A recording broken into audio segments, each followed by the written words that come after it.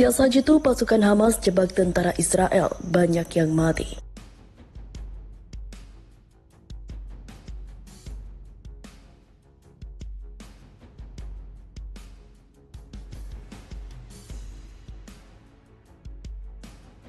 انفتاح الحركة على أي أفكار أو مقترحات لوقف العدوان بشكل كامل ونهائي على شعبنا في قطاع غزة.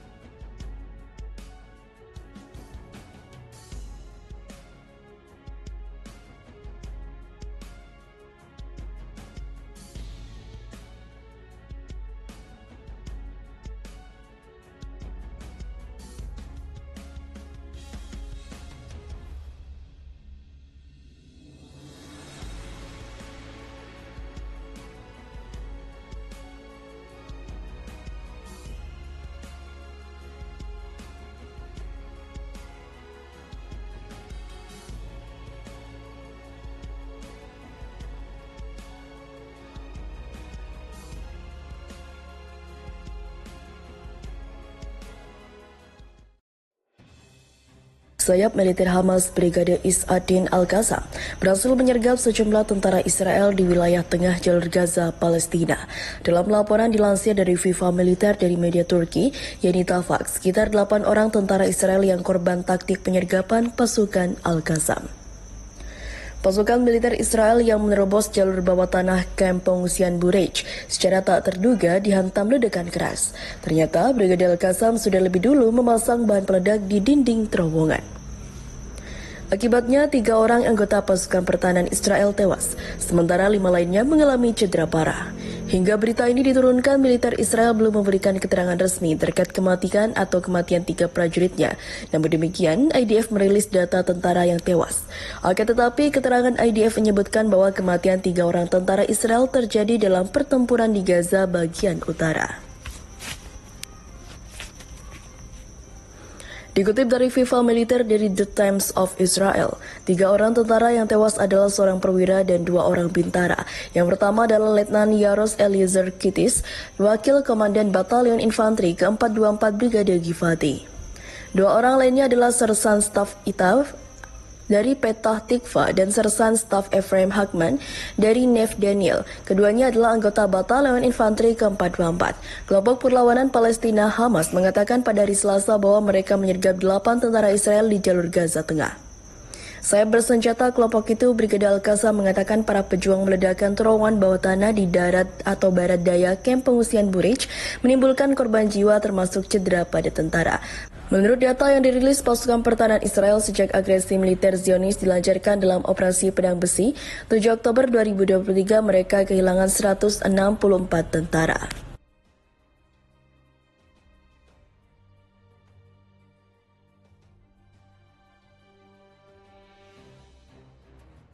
Juru bicara Brigade Al-Qassam Abu Ubaidah menyiapkan rencana perangkap untuk menggagalkan tujuan Israel.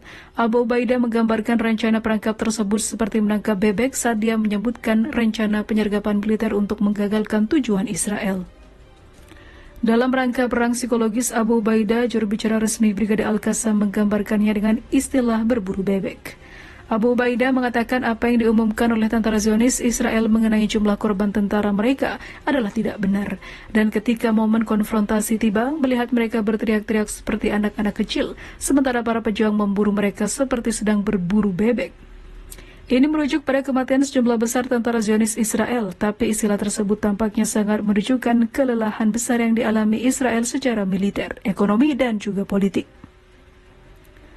Karena mereka tidak mampu mencapai tujuan di lapangan untuk menanggapi kekalahan strategis yang dideritanya sejak hari pertama. Setelah sekitar 2 serangan ataupun 2,5 bulan berlalu, Israel masih terpuruk secara politik dan di jalur Gaza antara selatan dan utara dan menderita kerugian besar, dan sebagai imbalannya konsekuensi dari kekalahan strategis mereka pun semakin besar. Mengenai kota Gaza dan juga penduduknya, di mana lebih dari 19.000 warga sipil menjadi martir akibat kebrutalan yang belum pernah terjadi sebelumnya. Namun perang menurut konsep militer tidak diselesaikan hanya dengan pembunuhan dan juga penghancuran. The Wall Street Journal menunjukkan laporan itu mencatat bahwa kekalahan Israel baru-baru ini di medan perang di Gaza menunjukkan bahwa tujuan komprehensif tentara Israel masih sulit dicapai. Surat kabar tersebut melihat bahwa peningkatan jumlah kematian tentara Israel di wilayah perkotaan dan daratan di jalur Gaza, bahkan di bagian utara jalur Gaza, menunjukkan adanya pergeseran dalam taktik perang militer. Dan mengutip mantan pejabat Mossad Shalom Ben-Hanan sebagai mengatakan, di kalangan militer dan keamanan beberapa pihak mulai mempertanyakan strategi ini. Sementara itu, surat kabar Yediot Ahronot mengindikasikan dalam laporannya, tentara Israel mencatat bahwa pertempuran tidak berakhir di Gaza Utara dan bahwa kota Rafah, Deir al-Balah, Al-Tufa dan juga Nusirat dan juga Al-Burej belum dapat dijangkau oleh tentara Israel. Dan semua ini membuat tentara menyimpulkan bahwa akhir perang masih beberapa bulan lagi dan bahwa setiap pengumuman akan segera terjadinya kemenangan yang menentukan melawan Hamas, dan tentu saja kehancurannya adalah sebuah deklarasi yang terpisah dari kenyataan dan ilusi langit-langit yang tinggi dan tujuan strategis yang gagal. Ini merupakan respon Israel terhadap peristiwa 7 Oktober lalu.